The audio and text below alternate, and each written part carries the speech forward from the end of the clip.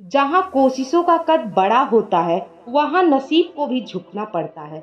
इस लाइन को इस प्रेरक कहानी में एक व्यक्ति ने सच साबित करके दिखाया है। चलिए हम देखते हैं। ये बात है सन 1894, जगह जापान का वकायामा प्रांत। इसी साल और इसी जगह पर हुआ था कोनोसुके मात्सुशिता का जन्म। इनके पिता गांव के जाने माने जमींदार थे। शायद उन दिनों कोनसुके के माता पिता को लगा होगा कि ये अपने बेटे को एक अच्छी जिंदगी दे सकते हैं, लेकिन सच कहा गया है कि बुरा वक्त कभी भी बताकर नहीं आता। उन दिनों कोनोसुके की उम्र मात्र 5 साल की थी। उसी दौरान कोनोसुके के पिता ने एक गलत फैसला ले लिया, जिसके कारण उनको बहुत बड़ा नुकसान हुआ और उनका सब कुछ बिक गया और अचानक उनके परिवार की आर्थिक स्थिति बहुत ही खराब हो गई। यहाँ तक कि कोनोसुके का परिवार घर जमीन छोड़कर एक ऐसी जगह पर रहने पहुंचा जहां उनकी मूल जरूरतें पूरा हो पाना मुश्किल हो रहा था। हालात इतने बदतर हो गए कि मात्र 9 साल की उम्र तक कोनोसुके के हाथों से किताब तक छिन गई।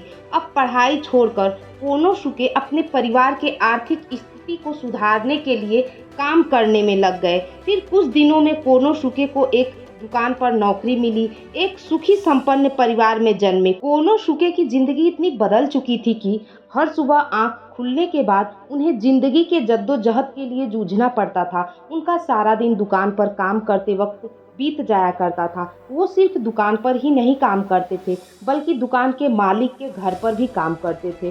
कोनोसुके के इतना मेहनत करने के बाद भी उनके दुकान के मालिक ने अच्छा मुनाफा न होने के कारण कोनोसुके को नौकरी से निकाल दिया। सच कहा गया है कि इंसान की जिंदगी में आने वाला कोई भी मौका उसके लिए सुनहरा साबित हो सकता है। इस बात को कोनोसुके ने प्रमाणित करके दिखाया। नौकरी के लिए भटकते हुए कोनोसुके की तलाश एक दिन खत्म होती है और उन्हें ओसाका इलेक्ट्रिक लाइट कंपनी में काम करने का मौका मिला। कोनोसुके ने कहाँ सोचा था कि जो काम वो महज पेट भरने के लिए कर रहे हैं, उसी काम का अनुभव उनकी जिंदगी बदल देगा। कोनोसुके काम के साथ साथ कुछ नया बनाने की कोशिश में लगे हुए थे और उनकी इसी सोच ने तैयार कर दिया नया इलेक्ट्रिक सॉकेट। फिर वह इसे अपने मालिक को दिखाकर प्रयोग में लाना चाहते थे, लेकिन उनके हाथ निराशा ही लगी, क्योंकि उनके कंपनी के मालिक को उनका आइडिया पसंद नहीं आया। सो उसने उनके आइडिया को रिजेक्ट कर दिया। लेकिन भले ही कोनोसुके का आइडिया रिजेक्ट हो गया था, लेकिन उनका हौसला और विश्वास अभी भी कायम था।